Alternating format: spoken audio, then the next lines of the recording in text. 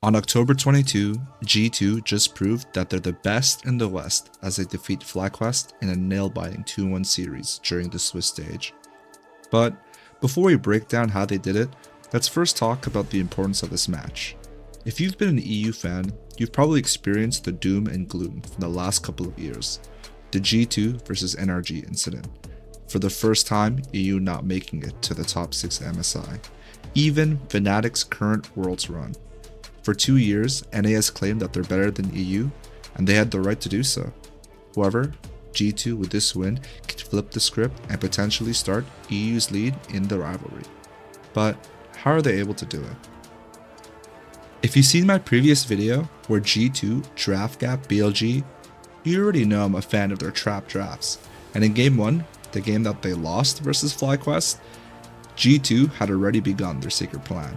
For those who aren't aware, there's a theory-crafted idea where you choose to take away the enemy's best champs in the first game, and in Game 1, that's exactly what G2 did. If you look at FlyQuest's champion stats, what stands out to you? Busio's Bard and Inspired's Wukong. If you were the G2 coach, would you ban Wukong? Or would you ban the Bard? If you said yes, then you're wrong. G2 instead don't ban either champ. FlyQuest ban Azir, Xin, and LeBlanc. G2 bans Orianna, Sion, and Yanara. FlyQuest then take the very obvious Wukong first pick, and G2, in a surprising move, take Bard and Maokai.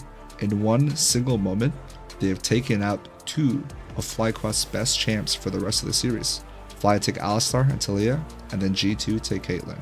Fly ban out Poppy and Renekton, while G2 ban Varus and Rumble. It's on G2's 4th pick that you begin to see the full trap in play. In summer, Caps has only played 2 games of Victor, so why did they choose to take it here? The answer was to deny another set of champions from Quad. If we look at Quad's most played, you'll notice a quick trend. Talia, Victor, these are his most comfortable champions. FlyQuest then picked Cassante and Corki, and G2 finished their comp out with Rek'Sai. Now you might be asking, was G2 just picking the champs to deny FlyQuest? Well, the answer is yes, they were picking the champs to deny Fly, but what they were also doing was the other part of their strategy, which was drafting in a way to make Inspired's win con and game hard. If we look at the champs, they have the main theme of zone control and PL. Maokai, Caitlyn, Victor, they all excel at holding space. Maokai in particular does pretty well versus flank champions with his saplings, alongside with Rek'Sai's ability to mark those flanks. Additionally, Wukong's targets, they aren't the easiest. Caitlyn has her net, her traps, Victor's going to be building tank. Ultimately, this game isn't the easiest for Inspired. However, he does end up pulling up a pretty great play at Dragon and putting FlyQuest in a pretty good spot. Regardless, G2 end up losing this game and giving FlyQuest the lead in the series.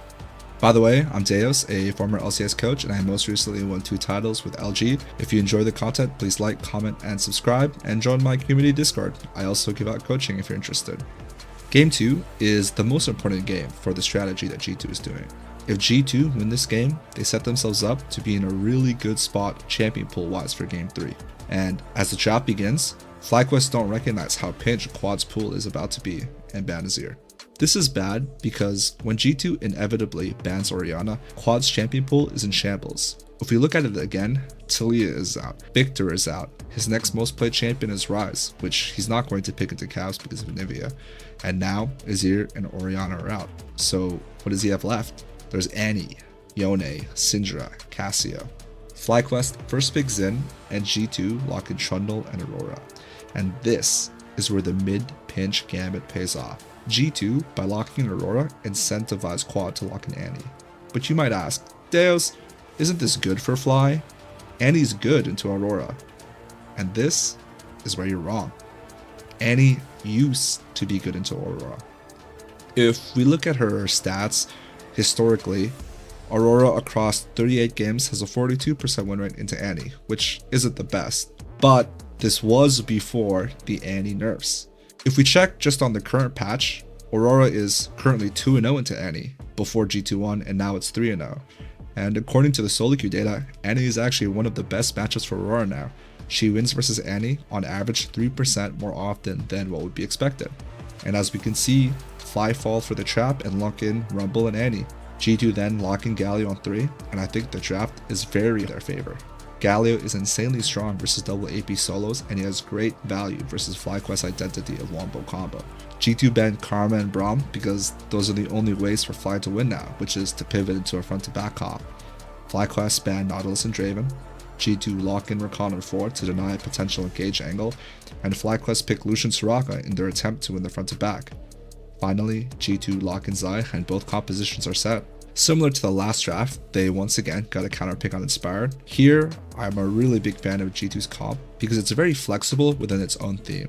So what do I mean by that? It means that they have the tools to kite, they have the tools to dive in if they want to. They're also pretty strong across the board from early to late game. Now, how are they able to create this? This is because they're able to generate such a big draft lead within the first 3 picks. Even though you can argue that Fly has pretty large value in the form of Xin Zhao and Soraka, it honestly just doesn't matter because the champs around it just aren't as useful. G2 end up handily winning this game. By the way, comment who you think is the best player on G2. My vote is gonna have to be on Caps. Game 3. FlyQuest are in a big pickle now. The reason behind the Azir ban is because they clearly don't want to trade the matchup. However, at this point, they no longer have a choice. They must choose their poison, and choose they did. FlyQuest banned Draven, Vi, and J4. G2 banned Sion, Yanara, and not Orianna, but Nika. FlyQuest first pick Azir, and G2 lock in Orianna and Varus. In the final game of the series, G2 has forced FlyQuest mid lane into a matchup they've been trying to dodge this entire time. FlyQuest lock in their bread and butter of Renekton and Sejuani, and G2 respond with Scumont's pocket pick of Mundo. G2 bans Sivir and Karma because FlyQuest needs to be able to win the front to back, and Fly ban Poppy and Braum. G2 then takes Rell on 4, and they make Busio take his 0% win rate 1 game Nautilus alongside Masu's Jhin. Once Masu locks in his Jhin, and G2 lock in Jax, in my opinion, Fly have officially lost the series and the draft. The only useful champion of Fly's team is Azir, and G2 have multiple threats. After a pretty close battle, honestly, G2 win game 3, and they're just moving onwards. Now, let's summarize how G2 were able to bring back the glory to EU. First, it's their understanding of Fearless.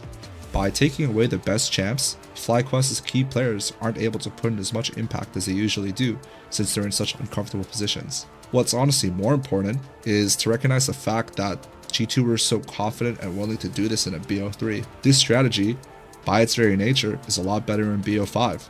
In a BO3, if you lose the first 2 games, you're basically done. And honestly, it's really easy to look like clowns, but in this case, they didn't. Instead, they look like geniuses. Second, it's their emphasis on Inspired. Out of 3 games, Scuon counterpicked Inspired 3 times. Not only that, whenever Inspired picked a champion, they did their best to make sure that their own composition thematically countered what Inspired's champ wanted to do. If G2 continued this beautiful drafting strategy, they might be able to reclaim their crown and beat their 29 performance. Thanks for watching.